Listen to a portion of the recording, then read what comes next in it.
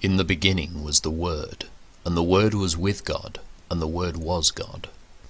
In him was life, and that life was the light of all mankind. The light shines in the darkness, and the darkness has not overcome it.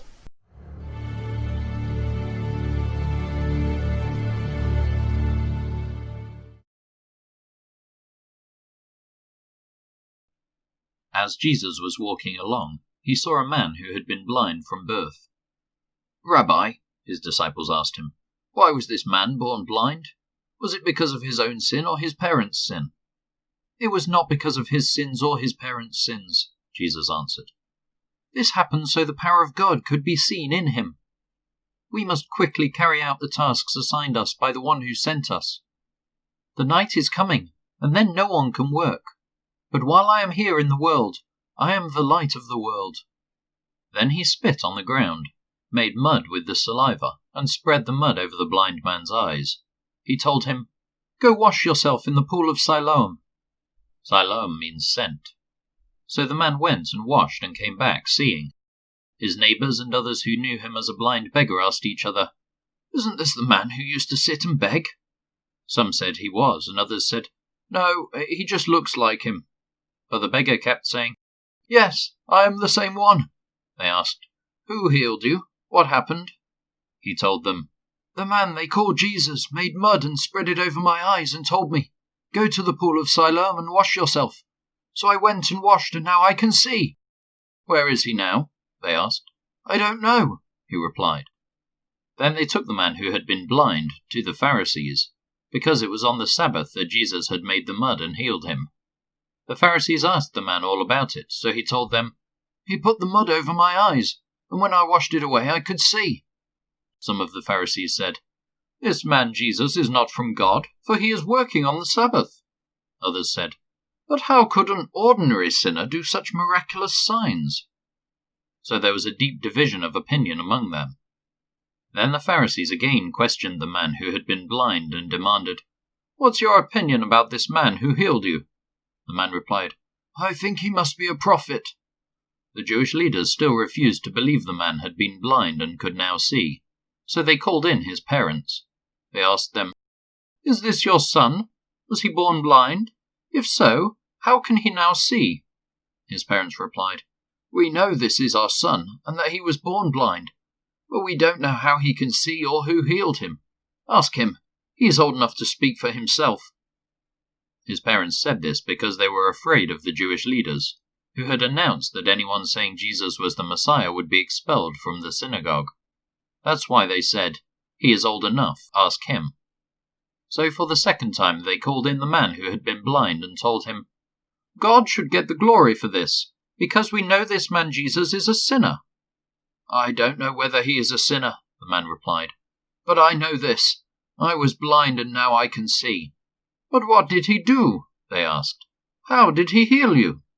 "Look," the man exclaimed, "I told you once. Didn't you listen? Why do you want to hear it again? Do you want to become his disciples too?" Then they cursed him and said, "You are his disciple, but we are disciples of Moses. We know God spoke to Moses, but we don't even know where this man comes from." "Why, that's very strange," the man replied. "He healed my eyes, and yet you don't know where he comes from. We know that God doesn't listen to sinners, but he is ready to hear those who worship him and do his will. Ever since the world began, no one has been able to open the eyes of someone born blind. If this man were not from God, he couldn't have done it." "You were born a total sinner," they answered. "Are you trying to teach us?" And they threw him out of the synagogue. When Jesus heard what had happened, he found the man and asked, "Do you believe in the Son of Man?" The man answered, "Who is he, sir? I want to believe in him." "You have seen him," Jesus said, "and he is speaking to you." "Yes, Lord, I believe," the man said, and he worshipped Jesus. Then Jesus told him, "I entered this world to render judgment, to give sight to the blind, and to show those who think they see that they are blind." Some Pharisees who were standing nearby heard him and asked, "Are you saying we're blind?" "If you were blind, you wouldn't be guilty," Jesus replied. "But you remain guilty because you claim you can see." "I tell you the truth, Anyone who sneaks over the wall of a sheepfold rather than going through the gate must surely be a thief and a robber. But the one who enters through the gate is the shepherd of the sheep. The gatekeeper opens the gate for him, and the sheep recognize his voice and come to him. He calls his own sheep by name and leads them out. After he has gathered his own flock, he walks ahead of them, and they follow him because they know his voice. They won't follow a stranger. They won't follow a stranger. They will run from him because they don't know his voice. Those who heard Jesus use this illustration didn't understand what he meant, so he explained it to them. I tell you the truth. I am the gate for the sheep. All who came before me were thieves and robbers, but the true sheep did not listen to them. Yes, I am the gate. Those who come in through me will be saved. They will come and go freely and will find good pastures. The thief's purpose is to steal and kill and destroy.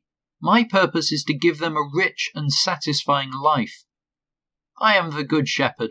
The good shepherd sacrifices his life for the sheep. A hired hand will run when he sees a wolf coming. He will abandon the sheep because they don't belong to him, and he isn't their shepherd. And so the wolf attacks them and scatters the flock. The hired hand runs away because he's working only for the money and doesn't really care about the sheep. I am the good shepherd. I know my own sheep and they know me, just as my Father knows me and I know the Father. So I sacrifice my life for the sheep. I have other sheep too that are not in this sheepfold. I must bring them also. They will listen to my voice and there will be one flock with one shepherd. The Father loves me because I sacrifice my life so I may take it back up again. No one can take my life from me. I sacrifice it voluntarily, for I have the authority to lay it down when I want to, and also to take it up again, for this is what my Father has commanded. When he said these things, the people were again divided in their opinions about him. Some said, He's demon-possessed and out of his mind. Why listen to a man like that? Others said, This doesn't sound like a man possessed by a demon.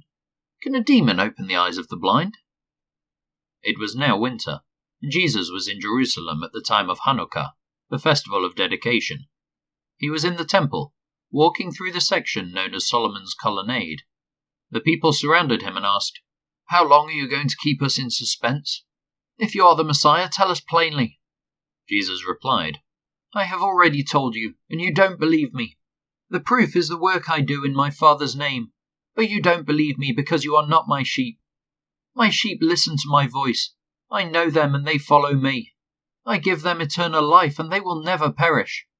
No one can snatch them away from me, for my Father has given them to me, and he is more powerful than anyone else.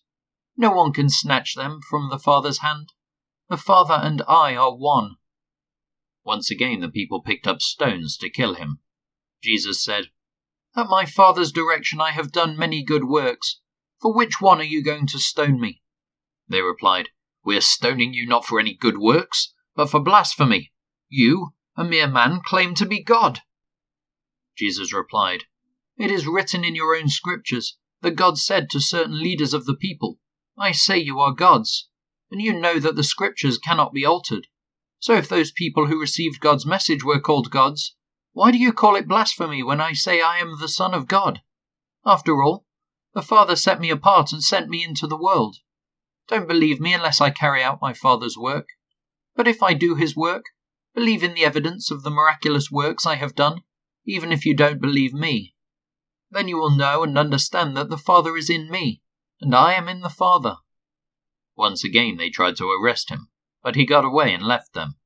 He went beyond the Jordan River, near the place where John was first baptizing, and stayed there a while. And many followed him. John didn't perform miraculous signs, they remarked to one another, but everything he said about this man has come true. And many who were there believed in Jesus.